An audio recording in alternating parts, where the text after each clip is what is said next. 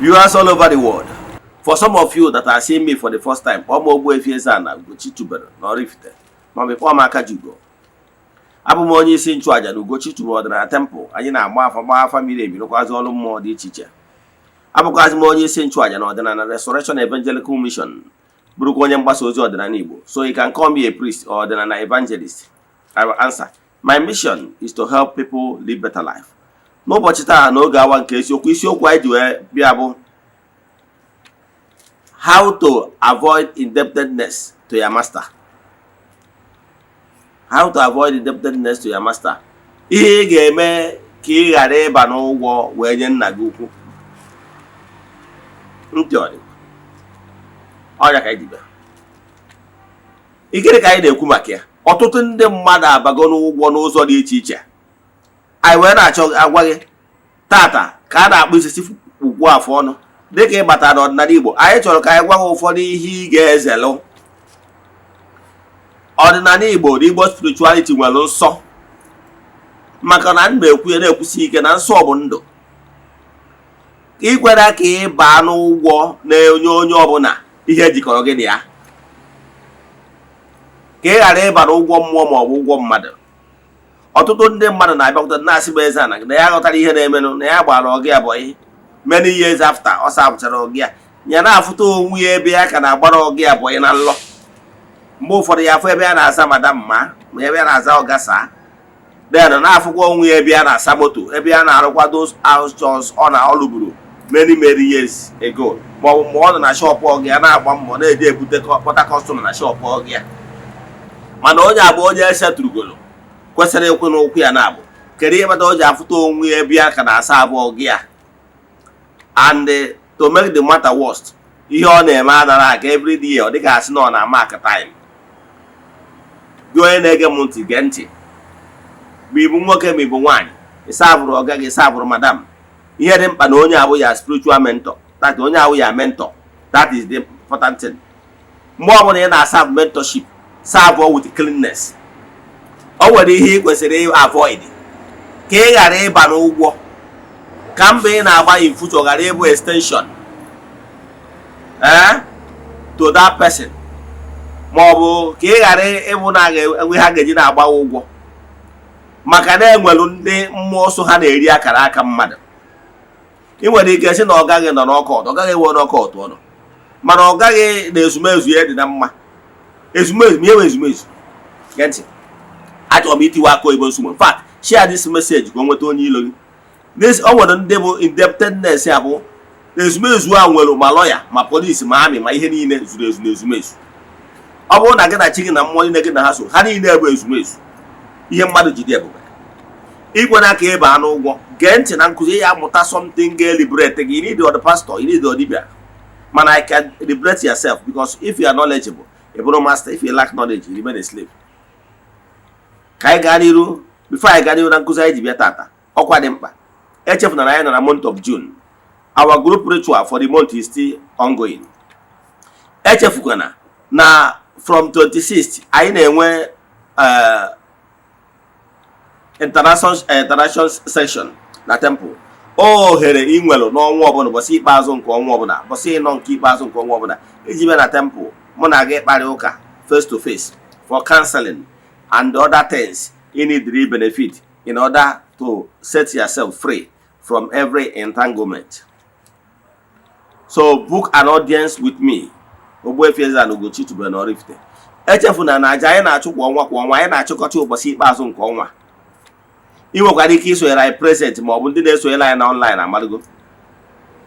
N'isi ụtụtụ ejegodi na temple chụọ aja gọọ ọfọ kwubie okwu n'isi ndị na-esonyere anyị all over the world, the friends of the temple, children of the temple, members of the Restoration Evangelical Mission, and the consecrated group.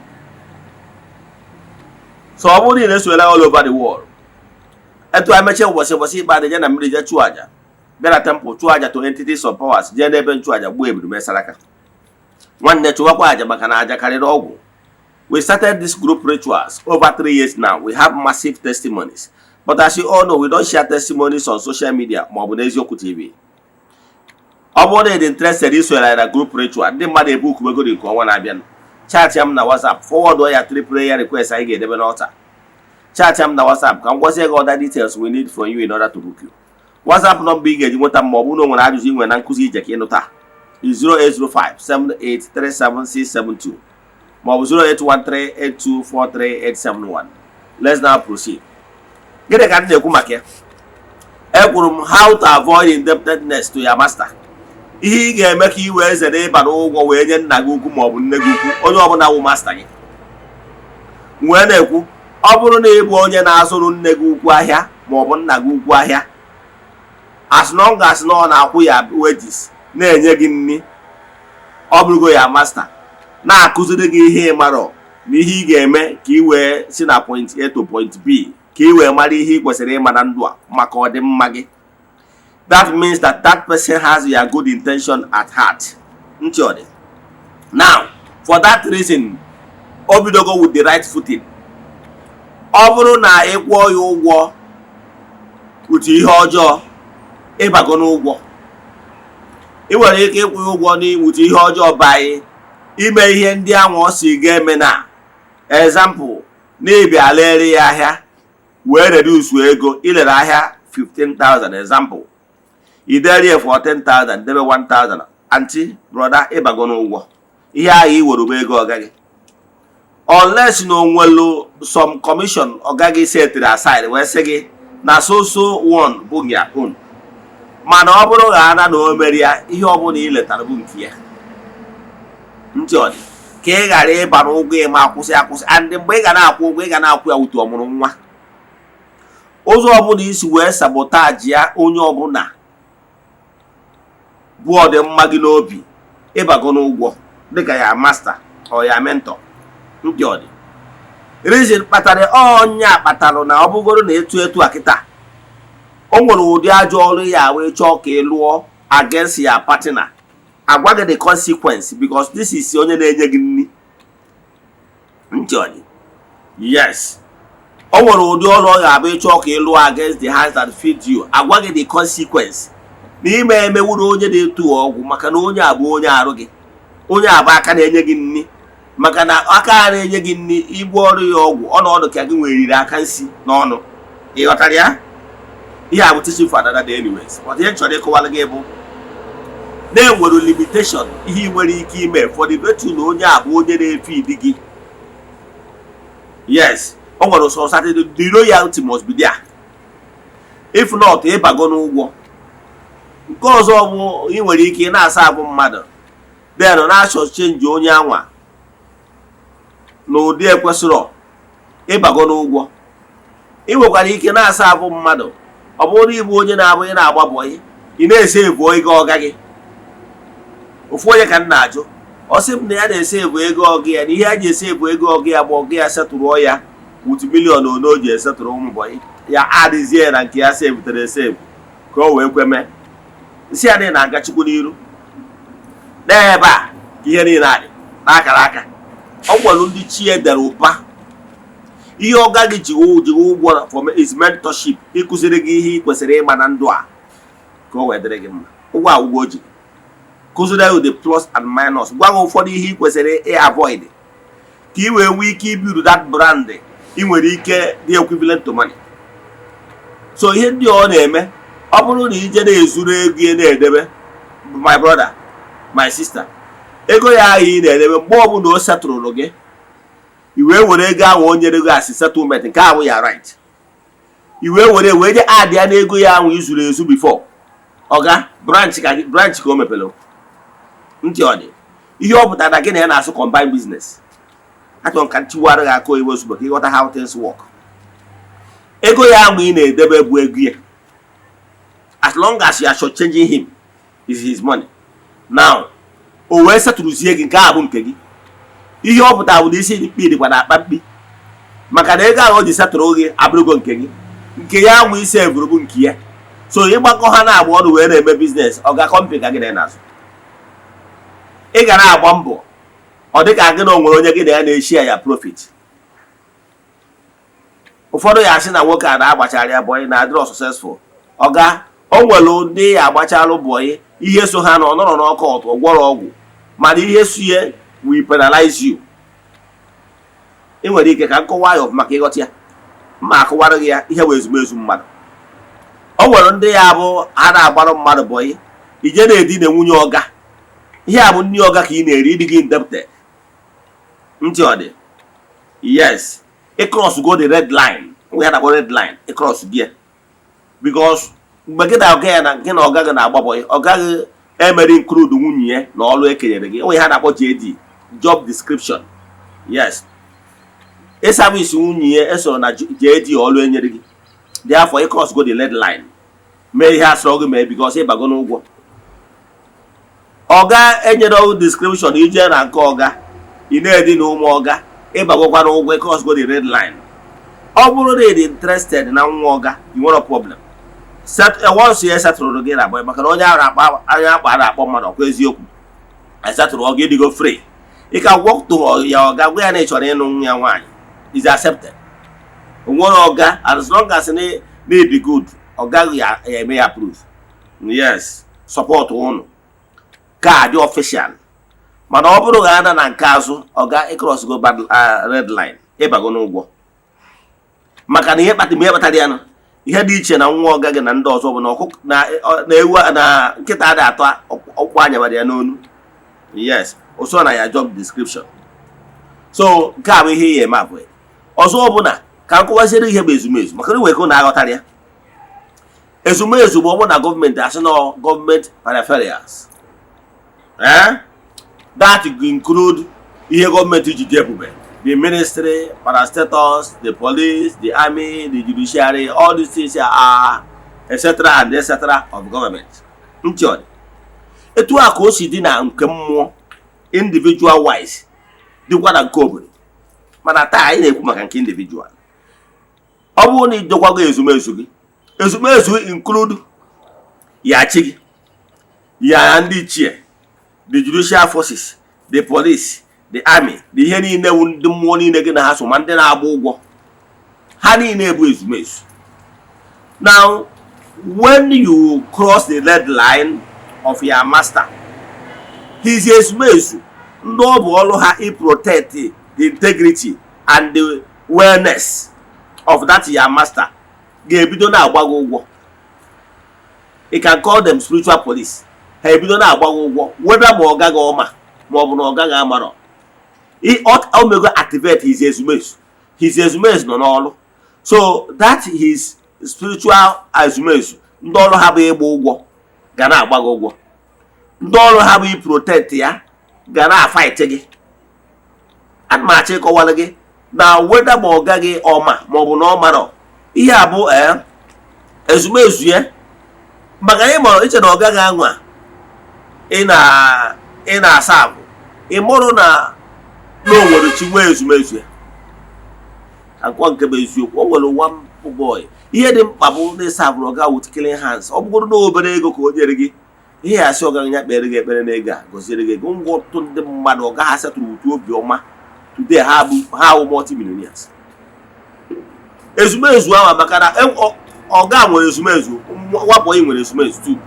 Ọ bụrụ na ọ gaghị mejọ gị, the same thing will boomerang to him. Ọ bụrụ na ọ dị ọtọ one-sided.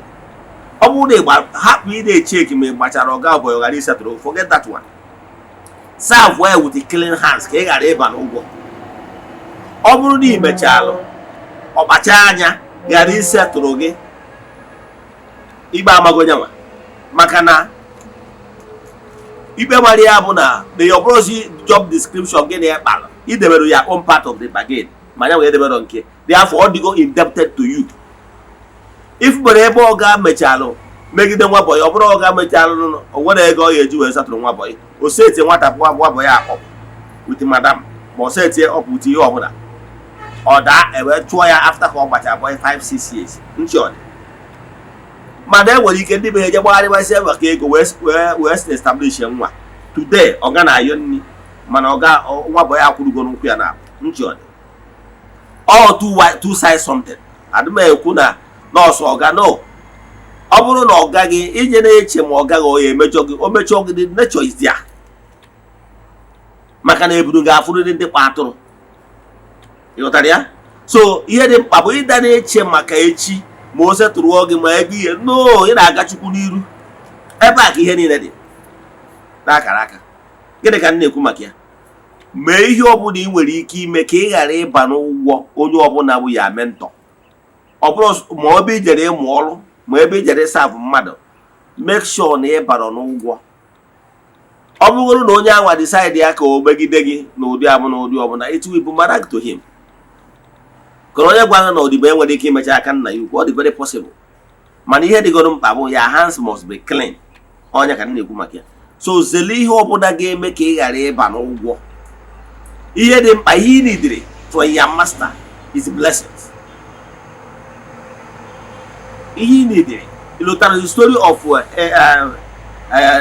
Isaac na ụmụ ya. Yes.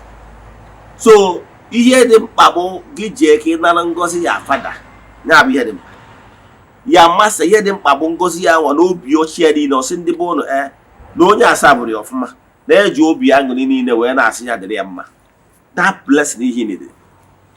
That blessing worth more than ego. That blessing anwa okwu ahụ o kwupụrụ na-emere ọfụma. You can go to check with that money, with that okwu anwa. Maka na ndị mmadụ ga na-ekwu na onye anọ savụrụ gị ọfụma. And o nwegoro ebe ọ bụla i jere iburu ahịa credit, ọ gaghị asị gị asị onye na-eto ahịa kpọta ọgụ ya ka ọ chọchi ihe. Ọ gị abịa na onye abụ nwa bie na ezigbo mmadụ ka ọ bụ si binye ya ahịa na ya bụ. If na ọ bụrụ catch, mana that brand they build is equivalent to money. So gịnị ka m na-ekwu? Ọtụtụ ndị mmadụ abago n'ụgwọ n'ụdị dị iche iche. Gbaa mbọ etu ị nwere ike.